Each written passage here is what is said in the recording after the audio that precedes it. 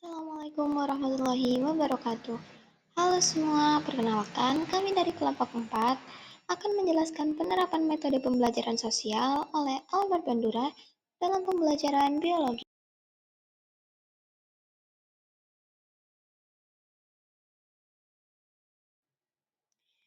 Baik, yang pertama yaitu pendahuluan. Teori belajar ini dikembangkan oleh Albert Bandura. Bandura menyatakan bahwa setiap individu belajar melalui pengamatan terhadap perilaku orang lain. Teori belajar sosial ini mengedepankan perubahan perilaku melalui proses pengamatan sehingga perilaku belajar tercipta ketika seseorang mengamati dan meniru perilaku orang lain.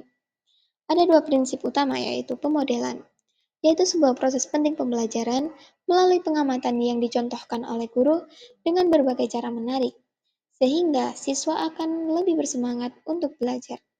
Yang kedua yaitu imitasi, adalah proses meniru yang dilakukan oleh siswa terhadap perilaku yang dicontohkan oleh guru. Berikutnya yaitu 4 fase pembelajaran melalui pengamatan. Yang pertama yaitu perhatian atau atensi. Adalah pengamat menaruh perhatian terhadap peristiwa yang relevan sehingga peristiwa menjadi lebih bermakna. Berikutnya yaitu mengarahkan perhatian siswa dengan menonjolkan secara fisik ciri-ciri tugas yang relevan, membagi aktivitas kompleks menjadi beberapa bagian, dan menggunakan model yang kompeten, serta mendemonstrasikan perilaku yang dimodelkan. Yang kedua, retensi atau penyimpanan. Retensi memerlukan peorganisasian kognitif, latihan, pengkodaan, dan transformasi informasi yang dimodelkan untuk disimpan dalam memori atau ingatan seseorang. Retensi ditingkatkan dengan melatih informasi yang akan dipelajari, mengkode secara visual dan bentuk simbolik, dan menghubungkan materi baru dengan informasi yang telah dimiliki sebelumnya. Yang ketiga, produksi. Melibatkan penerjemahan konsep visual dan simbolik dari peristiwa yang dimodelkan ke dalam perilaku terbuka. Pada fase ini terdapat proses peniruan terhadap perilaku model. Perilaku yang dihasilkan dibandingkan dengan representasi konseptual dari model.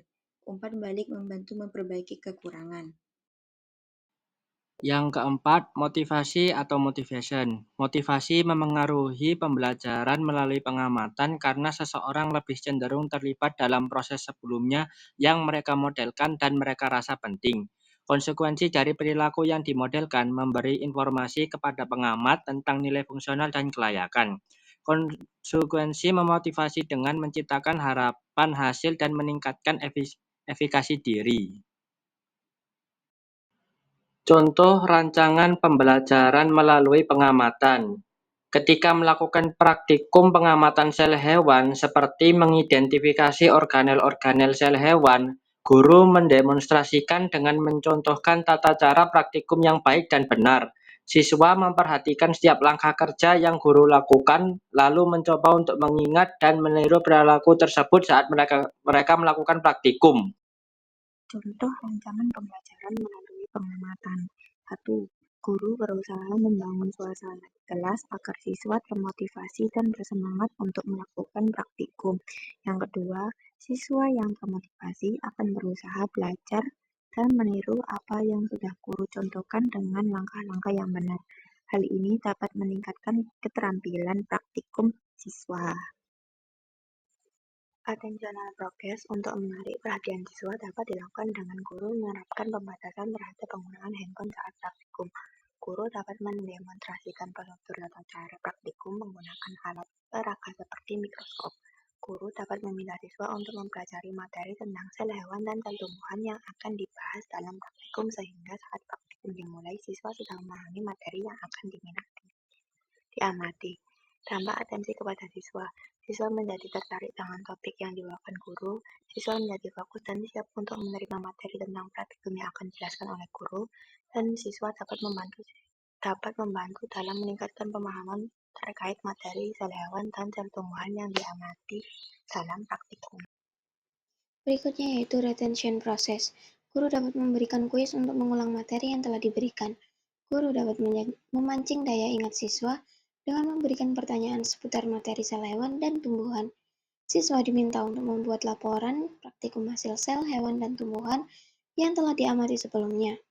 Dampaknya yaitu dapat meningkatkan daya ingat siswa, dapat meningkatkan pemahaman siswa terkait materi, dan dapat meningkatkan hasil belajar siswa.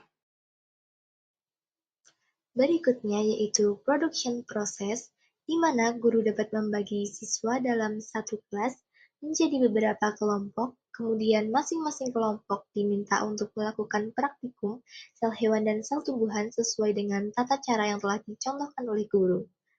Dampak produksi kepada siswa yaitu, yang pertama, dapat meningkatkan kemampuan meniru dan mengulang proses yang telah dilakukan oleh guru. Yang kedua yaitu melatih kerjasama karena praktikum dikerjakan secara berkelompok. Insentif dan motivasional proses. Pertama, guru dapat memberi apresiasi saat siswa berhasil menjawab pertanyaan seputar materi sel hewan dan sel tumbuhan. Kedua, guru dapat memberi reward kepada siswa saat berani untuk mengemukakan pendapat. Dampak motivasi kepada siswa. 1. Siswa dapat menjadi termotivasi untuk melakukan pengulangan hal yang telah dilakukan. 2. Siswa akan termotivasi untuk melakukan hal yang lebih baik lagi dari sebelumnya. Jadi kesimpulannya adalah praktikum pengamatan sel hewan dan tumbuhan dengan mikroskop tidak hanya memperlihatkan perbedaan struktur dan fungsi sel, tetapi juga sejalan dengan teori belajar sosial Bandura. Siswa belajar melalui observasi, perhatian, retensi, reproduksi, dan motivasi, baik pada objek mikroskopis maupun arahan guru sebagai model. Pada praktikum ini, diamati sel hewan dan moncong buaya dan sel tumbuhan dari batang bawang. Hasil pengamatan tersebut dilatih menjadi konsep ilmiah melalui pengalaman observasional.